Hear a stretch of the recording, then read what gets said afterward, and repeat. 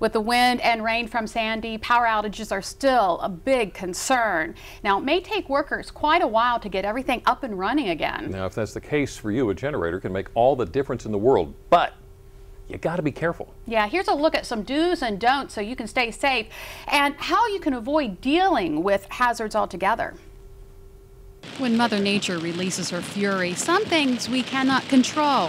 That includes power, sending utility crews to work, and those of us at home without some basic needs. When power goes out, water's a big issue. I can't even flush the toilet.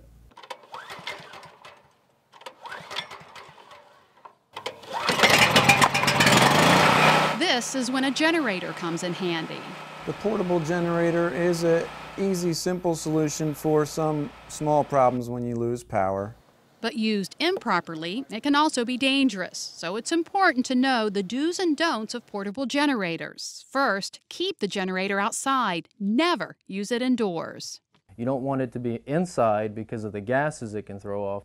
The carbon monoxide gas is invisible and odorless and deadly. Secondly, keep the generator dry. You really need to stay outside in a well-ventilated area, but you don't want to have them running in the rain or snow because we all know electricity and water don't mix. Plug appliances directly into the generator or use a heavy-duty outdoor-rated extension cord. Never try to power the house wiring by plugging the generator into a wall outlet. This can cause backfeeding and is extremely dangerous to utility workers working on a transformer. You know, I've heard of cases where guys on the line, on the utility side, have actually died because of, the homeowners being neglectful.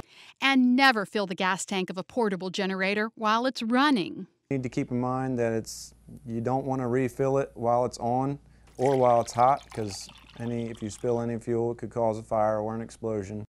All pertinent information to protect your home and everything inside of it. Of course, there's also a lot that you need to know about the trees. What kind of damages could you be taking with your home, maybe with your roof? Brian Spyros is here with more on that. Brian? Well, Jimmy and Lisa, now that the storm has passed, many people are turning their attention to the damage left behind. Here's an important rule to remember. Many of you may have trees down in your yard, and some of them have fallen onto power lines. It goes without saying, if anything large has fallen in your yard, you should be calling on professionals, such as a tree removal company, to help safely clear it all away. Speaking of which, if you did have large branches or trees come down during the storm, you may want to have a tree company come in to make sure no other trees in your yard pose a threat during future storms. In terms of your roof, if anything has fallen on it or there is any damage, do not climb up there and check it out for yourself. Again, call in a roofing company. Roofs are wet, in some cases may have debris, so your best bet is to stay right on the ground. So as we try to assess the damage left behind from the storm, don't try to take any large recovery or pickup projects into your own hands. Jimmy, Lisa?